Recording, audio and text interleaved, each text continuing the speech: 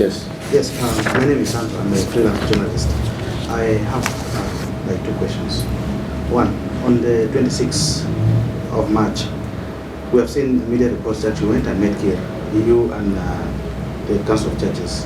Yes. And the call was for Kir and the leaders to embrace peace. But then that same night, immediately we had the arrest of the house arrest of Dr. Machar. Now the question is, what did Kir exactly tell you in his? Because he assured initially that he will not take the country back to war, and then you met him. What did he say? And then, secondly, with the aftermath of that, the house arrest of Machar, do you think the leaders are honest to their words? Thank you.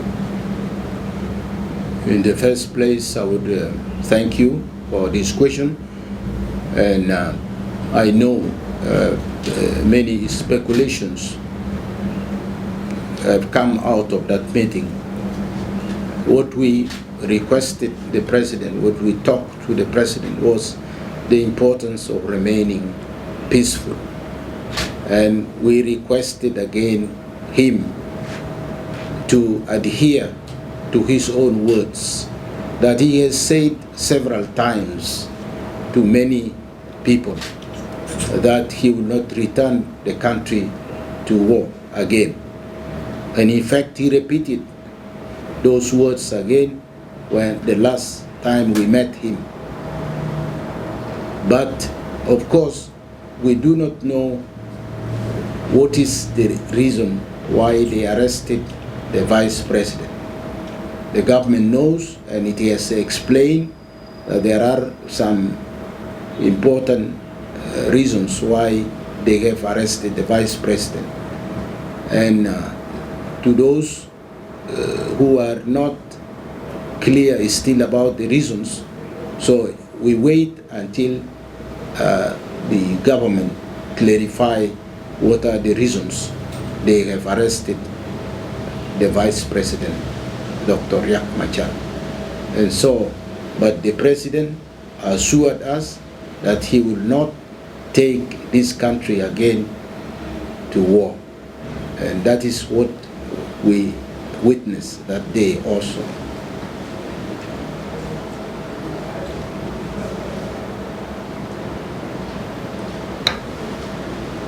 Yes, thank you, Cardinal. It is a time of Lent whereby Christians are supposed to be reflecting on the issues that are affecting them, and also the church preparing for Easter. How does this escalating tensions affect the church and also the Christians, especially the evangelization around South Sudan? And also Sudan, I understand the same situation Sudan is facing. Yeah, the church, like any other South Sudanese, we feel stressful and we feel alarmed by the situation that is happening in front of us. And during this time of Lent, it looks like it's a trial, it's a temptation that we, if we have no faith in God, may easily fall into a great violence which will destroy this country. But I pray that not this situation, these incidences that we see should not take people to full war. And it is the time for us to rethink and renew our commitment as Christians. We must pray for our enemies. We must pray for those whom we consider to be enemies, because it is possible that the grace of God can also soften our hearts that are hardened because of hatred.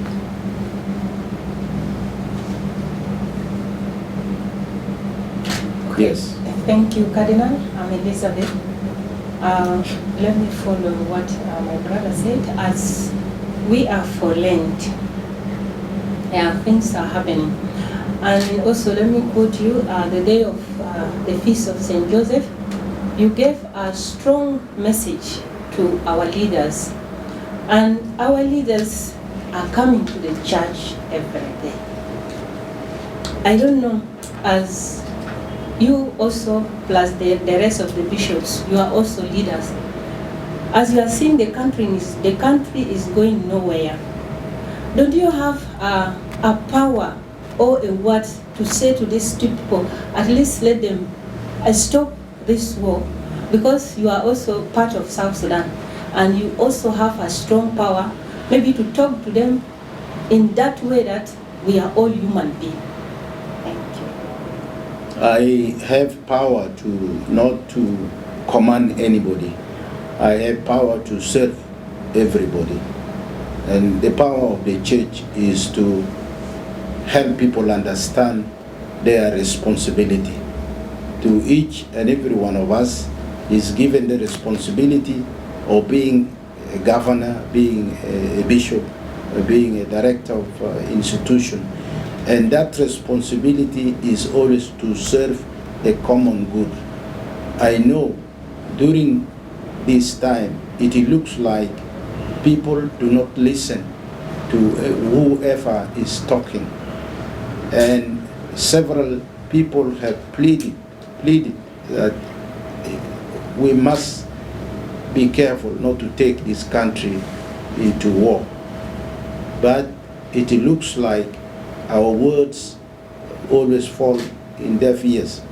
I hope it's not a deafened ear that remains deaf, but I think the Lord will open one day these ears of people in order to listen to the message of peace.